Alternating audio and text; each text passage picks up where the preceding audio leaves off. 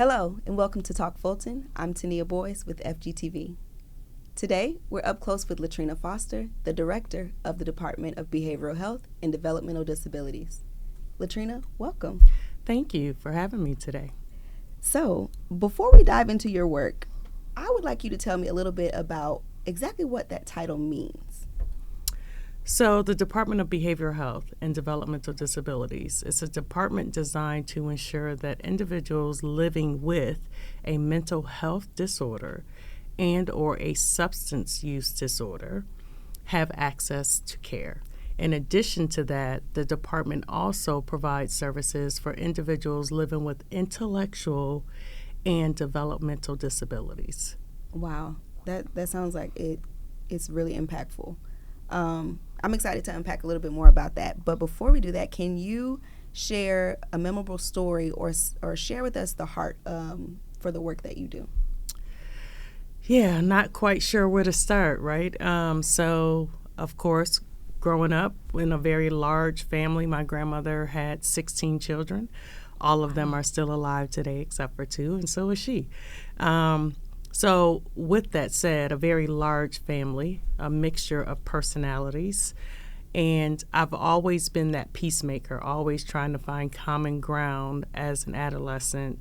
And then into my young adulthood, God just led me into the world of psychology, and I've always had a passion to ensure that people had access to what they needed. That is beautiful. I love it. 16 children. I'm still back there. Okay, so I know that the department recently launched a new behavioral mobile health center. Behavioral health mobile unit. Can you tell me about that? I know it's a huge step in expanding access to mental health services. Absolutely. So we received a grant, health literacy grant, as a result of COVID. So post-COVID, attempting to address the needs of the community, because as we all know, during COVID, what did you hear about all the time was depression and anxiety. And so in response to that, knowing that we would see an uptick in individuals needing access to care, through the grant, we were able to purchase a mobile unit. And the purpose of the mobile unit is truly just to increase awareness amongst the community, to let them know that Fulton County is here, that we provide behavioral health services, and that we are ready to serve individuals that are in need of care. Yeah, that's so important. I'm so glad that we have this department, and I'm so glad that you have that personal connection to it behind it, that driving force. That's beautiful. So the mobile unit is a valuable resource. What has the response been to it? So we've had many community agencies that have reached out to us to have the mobile unit on site when they have community events, so that the community that they are serving for that particular day are aware of who we are and what we do. Our mobile unit does offer 2 consultation rooms, so we do have an opportunity if an individual is at a community event and they just want to talk to someone one-on-one. Our mobile unit is equipped where we can actually bring someone into one of our consultation rooms and do a brief assessment, and then provide them with the necessary resources to continue the services that they may be in need of. I love it. I love that you can address the problem, at least get it started right there, right then and there. That's beautiful. How can residents find out where it will be next? So we are actually in the process of implementing an interactive map on our website where an individual will be able to track our mobile unit. So coming soon, please stay tuned. And in 2025, you'll be able to track where the mobile unit will be, hopefully a place near you. Okay.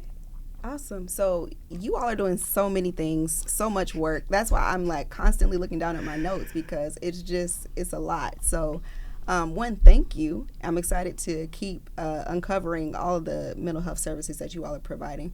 So from peer support to crisis management, how does the department ensure that the services are accessible to everyone? Wow, that's a packed question.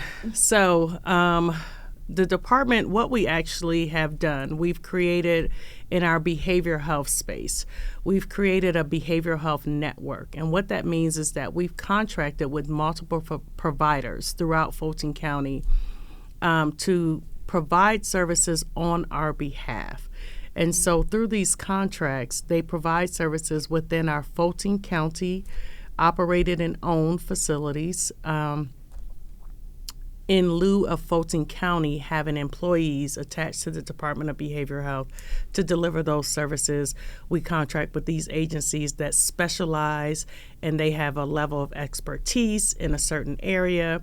And so we contract with them to deliver that service on our behalf. So we contract with Chris 180 to deliver child and adolescent services. We contract with Georgia Hope to deliver child and adolescent services. We contract with River Edge Behavioral Health as well as Grady Behavioral Health to deliver adult behavioral health services on our behalf.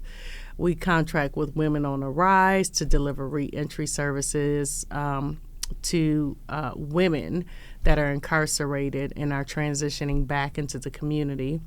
We also contract with Step Up on Second to deliver permanent supportive housing support for us, in addition to River Edge as well, because we have a partnership with the City of Atlanta on the development and implementation of 550 permanent supportive housing units over the next 5 years. So we are doing a lot of work. I'm thankful for our community partners that have decided to take this journey with us and become a part of our behavioral health network. Absolutely. It's great to see that affordability and accessibility are priorities, but you're also making sure that you can do that, and it seems like expand the reach through partnerships. So that's, absolutely. Yes, I love it. I want to switch gears just a little bit and talk about the pre-arrest diversion initiative. Can you speak to that a little bit? Yes. So we do have a partnership with PAD, which is known as the Pre-Arrest Diversion Initiative. And what we have recently done, the Board of Commissioners signed an IGA with the City of Atlanta to partner on the opening of a diversion center. So there's a diversion center. We actually just did the ribbon cutting ceremony a couple weeks ago. There is a diversion center that will be opening on the first floor of the Atlanta City Detention Center. And what this service will provide is access to police officers to divert an individual to the diversion center versus taking them to the Fulton County Jail. So important. I remember doing a little bit of research on that when FGTV covered that story for the ribbon cutting. So impactful, so important. I do want to switch gears actually, before we do that, are there any recent success stories from that? From the PAD initiative? Absolutely, because we are able to assist people that are unsheltered, transition them into housing, provide them with the necessary support that they need to maintain their independence. And of course, through the PAD initiative, we have diverted an individual, right, that has engaged in a quality of life crime, but it's evident that mental health or a substance use disorder is present.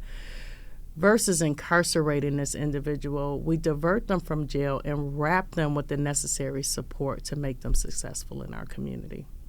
Absolutely. I wanted to circle back and touch on the success that a program like this has, because it's so easy to get caught up in an initiative there, but Correct. We need to know, what are the results that we're seeing from these initiatives Correct. and why they're important. So thank you for sharing Correct. that with us. Absolutely. So you touched on it a little bit, the homeless engagement services that your department offers. Tell me more about the homeless engagement team and how it connects people to the resources that they need in that scenario. So recently we acquired another grant. We have a team, a very small team, but my team is very resourceful. They're consistently and constantly looking for opportunities to expand our reach. And a lot of times we do that through pursuing grant opportunities. And so with the latest grant that we received, COSUP, we're able to do outreach in the community within Fulton County, excluding the City of Atlanta. Since we do have resources already in the City of Atlanta, we want to ensure that we reach the other areas of Fulton County.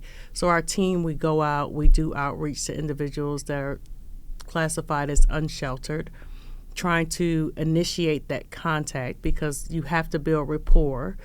So it may take you 3 months, 6 months to be consistent, right? Where this person is seeing you every week and they're saying, okay, this individual is not going away.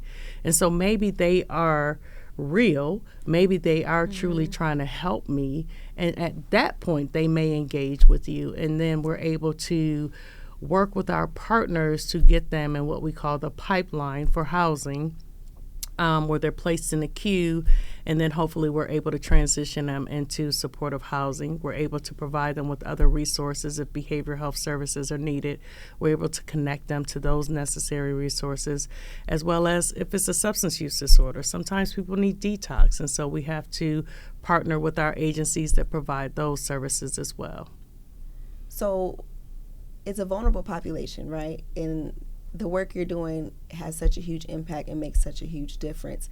I'm sure people will be drawn to that. How can they get involved? How can residents support those efforts? Absolutely. So what we ask is that if residents are hosting events within their community, invite us out so that we can talk to your community, increase their awareness of the resources that we offer within Fulton County, because you may be that person, right, to save somebody's life by providing them with the necessary resource that they need. Because when someone says, I need help, I just want my fellow citizens to be equipped to be able to provide them with the necessary resource. You may not be able to give them directly the help, but giving them that resource, you're giving them a lifeline. Absolutely. That's one of the goals of this show, is to equip residents with the information they need to go beyond the titles that they see for Fulton County. You know, they see a list of departments, and it's, you know, some departments they may have information about what they offer, but this allows us to open up and dig deeper than the titles and really let the residents know what resources are available to them should they find themselves in various scenarios. So definitely appreciate you being here. Thank you.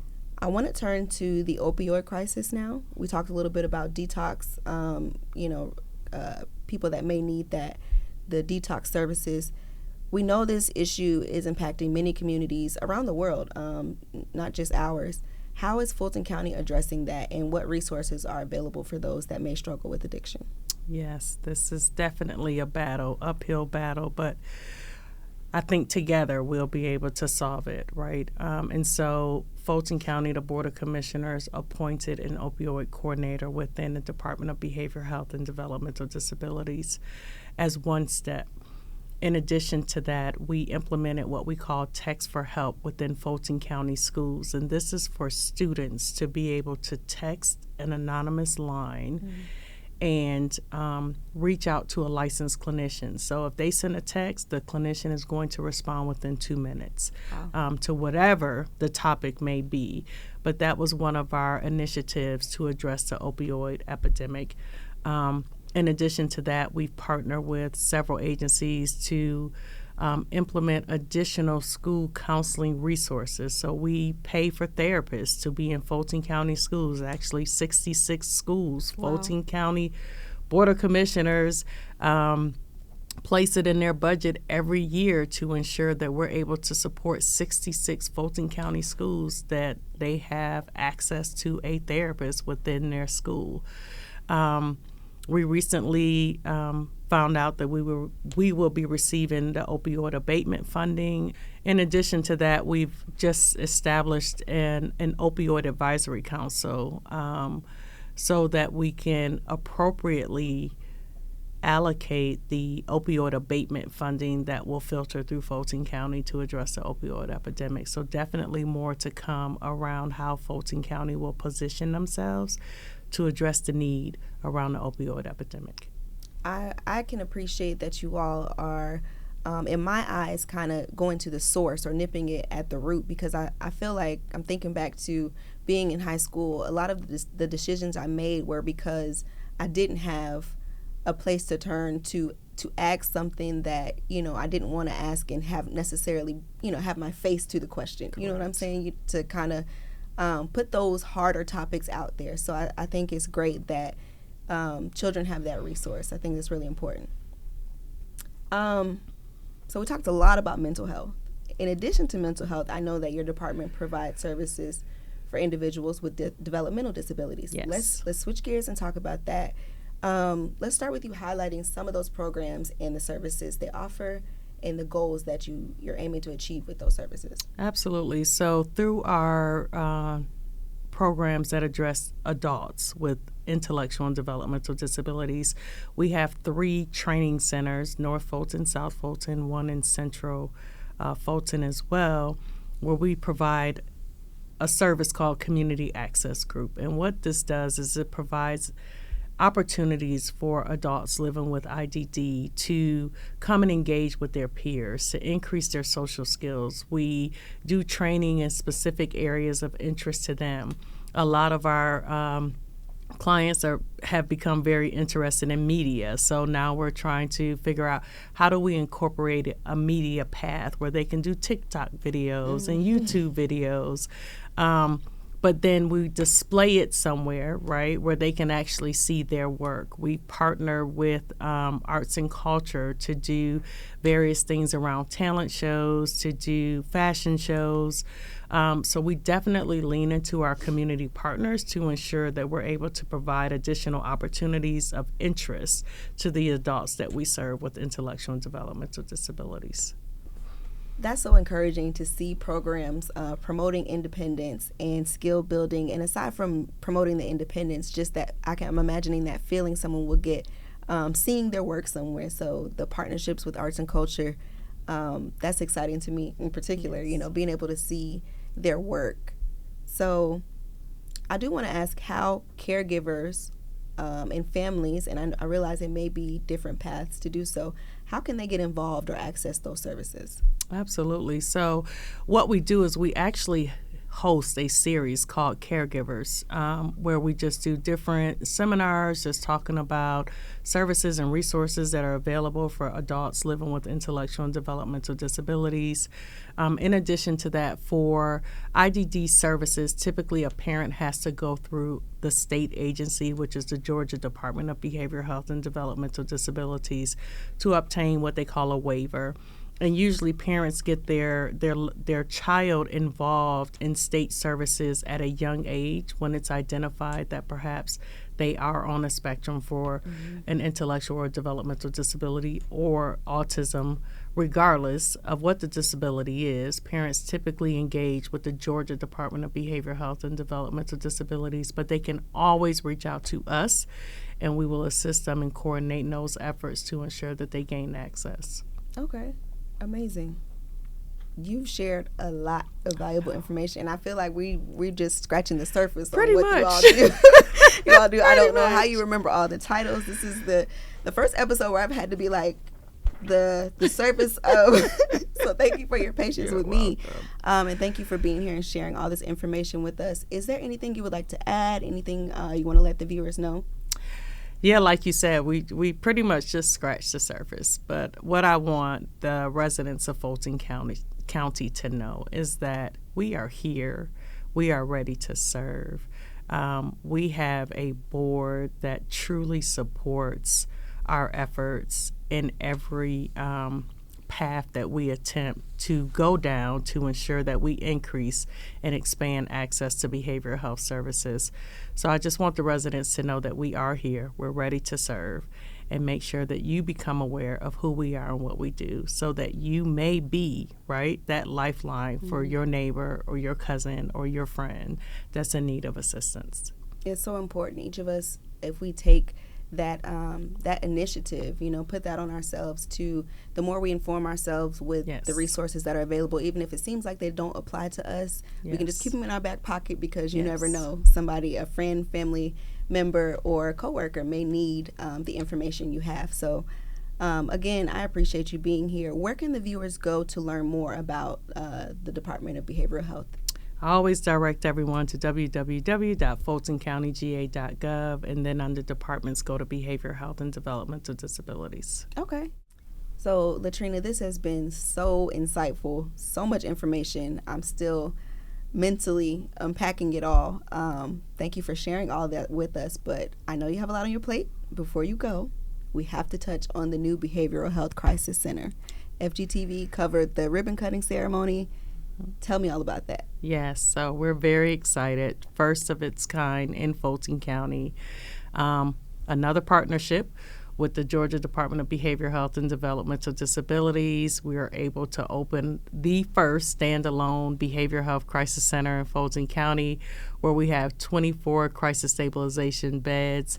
In addition to that, we have 16 temporary observation chairs, and then we have 2 living rooms. So this facility will ensure that people that are experiencing a mental health crisis, that they land in the appropriate place where their needs can be met in a therapeutic way. Currently, we are open now. We opened officially on October 31st. I think today we have 7 individuals in our crisis stabilization unit, and as you know, they can stay there anywhere from 3 to 5 days. So we're excited. We're making progress. We're at half capacity at this point, and then we will fully open all 24 beds probably in the next 4 months. That is amazing. That is an amazing feat. I'm glad you mentioned the word therapeutic, because that's one of the key words I remember looking at the story and looking at the pictures. We shared it on our social when the ribbon cutting ceremony took place. And I remember looking at the photos and thinking, this is really going to be something beautiful, in the sense that it puts a face to mental health. Yes. And what I mean by that is it seems like they're going to be comforted. It seems like they're going to be treated well as people. At our core, we all just want to know that we're cared for, and that was the sense that I got just looking at the images for that center. So I'm excited. You'll have to come back and share some amazing stories with us. Yes. Thank you for being here. Thank you. Sharing all this information. I know we only scratched the surface of all that you do, so we'll definitely have to have you back on a couple episodes. And thank you for joining us today on Talk Fulton. I'm Tania Boyes with FGTV. Be sure to check us out on social.